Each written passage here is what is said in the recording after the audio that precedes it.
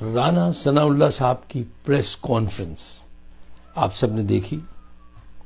خواتین و حضرات کہتے ہیں کہ جو قوم دھوکہ کھانا پسند کرتی ہے اس کے ساتھ دھوکے ہی ہوتے ہیں. پھر اب یہ دیکھیے یہ پریس کانفرنس کتنا بڑا ڈرامہ تھا, کتنا بڑا دھوکہ تھا.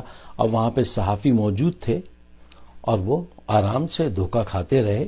ان میں ایک صحافی ایسا نہیں تھا جو کہتا جناب آپ قرآن حکیم کو لے کر آئے ہیں, ہمارے معاشرے میں تو اس سے بڑھ کے کوئی بات نہیں ہوتی نا, نہیں ہو سکتی کہ آپ قرآن کو ضامن بنائیں, قرآن سر پہ رکھ لیں, قرآن ہاتھ میں لے کے کہیں کہ میں یہ اسٹیٹمنٹ دے رہا ہوں.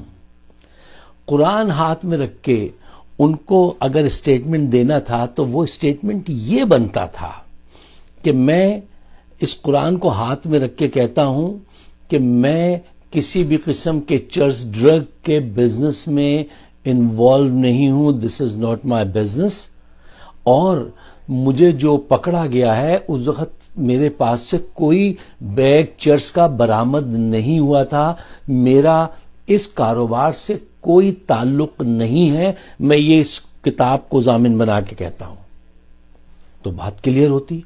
انہوں نے بات یہاں سے نہیں شروع کی, اس نے قرآن تو کہا کہ میں لے آیا ہوں, قرآن یقیناً اس کے ہاتھ میں تھا, لیکن انہوں نے کیا کہا, انہوں نے کہانی یہاں سے شروع کی کہ یہ تاریخ تھی, یہ دن تھا, میں گھر سے نکلا, میں یہاں جا رہا تھا, اس موڑ پر گاڑیوں نے آ کے مجھے روکا اور جو میرے گارڈز تھے ان کو پکڑا, اور پھر اس کے بعد جو ہے وہ مجھے تھانے میں لے گئے, اور تھانے میں لے جا کے میں نے ان سے پوچھا کہ بھئی یہ معاملہ کیا ہے, تو یہ کیا سلسلہ ہے.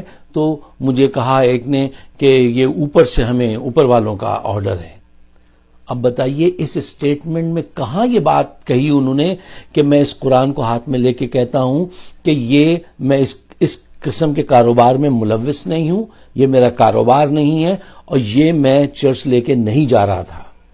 جو واضح الفاظ میں کہنا چاہیے, کہیں یہ نہیں کہا, بہت کہا تو یہ کہا کہ میں نے زندگی میں کبھی چرس نہیں پی, ڈرگز نہیں لیے ہیں, اور جب میں وزیر تھا تو بھی میں نے کسی ایسے آدمی کی حمایت نہیں کی کہ اس کی سزا کم کر دی جائے, وہ ڈرگز میں ملوث ہو. دیکھیے یہ ساری باتیں ادھر ادھر زگ زیگ باتیں ہیں. بات یہ کرنی تھی, بیان یہ دینا تھا کہ میں قرآن کو گواہ کر کے کہتا ہوں کہ میرا بزنس نہیں ہے, میرا یہ چھپا ہوا بزنس نہیں تھا, اور یہ میرے پاس سے یہ برآمد نہیں ہوئی. آپ زگ زیگ کر کے ان باتوں میں الجھاتے رہے, اور جو اصل موضوع تھا کسی ایک جرنلسٹ کی عقل شریف میں یہ بات نہیں آئی کہ وہ ان سے کہتا کہ جناب آپ یہ رکھ کے کہیے کہ آپ اس کاروبار میں ملوث نہیں ہیں, یہ کہیے کلیئرلی. نہیں, کسی نے نہیں پوچھا. یا تو وہ سب ان کے پیڈ لوگ تھے, یا کم سے کم ایسا تو نہیں ہوتا کہ سارے پیڈوں, کسی ایک کی بھی عقل میں نہیں آیا کہ وہ اس پہلو سے اس چیز کو دیکھے. دیکھیے جب کوئی فراڈیا یا بگ لائر, جب جھوٹ بولنے والا آدمی کوئی ایسی بات کرے تو ہمیشہ کوشش یہ ہوتی ہے ایز اے جرنلسٹ اس انداز سے سوچنے کی کہ جو بات یہ کہانی سنا رہا ہے اس سے زیادہ آپ انٹرسٹڈ ہوتے ہیں جو کہانی وہ چھپانا چاہتا ہے. آپ کے سوالات اس انداز سے آپ ڈیزائن کرتے ہیں کہ ان چیزوں کو برآمد کریں جہاں وہ چھپا رہا ہے, جو اصل چیز وہ آپ کو نہیں بتا رہا. آپ کے سارے جرنلسٹ وہ ایسے سوالات کرتے رہے جن کا کوئی مطلب ہے کہ ذہن کی کریٹو تھنکنگ یا انویسٹیگیٹو جرنلزم سے کوئی تعلق نہیں تھا, اور اس نے بڑی آرام سے دھوکہ دیا اور سب وہاں پہ بیٹھ کے سنتے رہے. خواتین و حضرات, کوئی ایک آدمی اس وقت اگر اٹھ کے یہ کہتا ہے ان سے کہ آپ کے ہاتھ میں قرآن بھی ہے, اس پہ ہاتھ رکھ کے کہہ دیجئے کہ لاہور ماڈل ٹاؤن لاہور میں جو ہلاکتیں ہوئی تھیں اس میں آپ کا حکم نہیں تھا, آپ کسی طور سے انوالو نہیں تھے. کسی ذہین آدمی کو اٹھ کے یہ سوال پوچھ لینا چاہیے تھا نا کہ بھئی قرآن موجود ہے, اس پہ ہاتھ رکھ کے کہہ دو کہ ماڈل ٹاؤن میں جو اتنی ہلاکتیں ہوئی 14 لوگوں کی, اس میں تمہارا کوئی ہاتھ نہیں تھا. کسی نے نہیں پوچھا.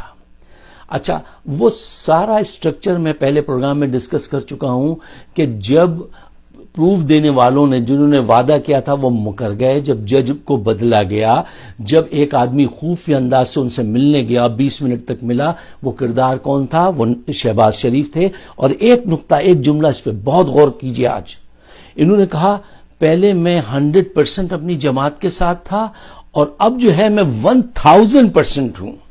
کیوں؟ آپ کو پتہ چل گیا کہ خائن سے خائن بھی کیس ہوگا تو یہ مجھے بچا لیں گے، یہاں سے نکال لیں گے. اور انہوں نے نکال لیا. دیکھیں اس سے بڑھ کے اور کیا ہوگا کہ 6 مہینے تک انہوں نے ٹرائل ہی نہیں شروع ہونے دیا. ذرا اندازہ لگائیے. اچھا، ان کے خلاف سارے ثبوت اس کے ماڈل ٹاؤن کے تو موجود ہیں، اور یہ حکومت کا کیا ڈھو ہے، کیا اسٹائل ہے کہ اسی پہ اس شخص کو مقدمہ ہونا چاہیے تھا، وہ بھی نہیں ہوا. حکومت بھی ذمہ دار ہے اس کی، ایسی بات نہیں ہے. حکومت کو اپنی ریسپانسبلٹی لینی چاہیے. لیکن آپ کے جو سوڈو جرنلسٹ ہیں، جو وہاں کومنٹیٹر بیٹھے ہوتے ہیں، ان کو چاہیے کہ ذرا اس انداز سے سوچیں کہ جھوٹا آدمی جب بولتا ہے تو وہ کیا بتانا چاہتا ہے اور کیا چھپانا چاہتا ہے، اور اس کو کیسے برآمد کیا جائے. بڑے افسوس کی بات ہوتی ہے کہ قرآن کو بیچ میں لا کے بھی وہ آپ کو ڈوج دے کے نکل گیا. ذرا سوچئے، کچھ کریٹو تھنکنگ پیدا کیجئے تاکہ اصل محرکات کو پہچانا جائے. آپ سب کا بہت بہت شکریہ. آپ یوٹیوب پہ میرا چینل دیکھ سکتے ہیں، سبسکرائب کر سکتے ہیں. بڑی نوازش ہوگی آپ کی.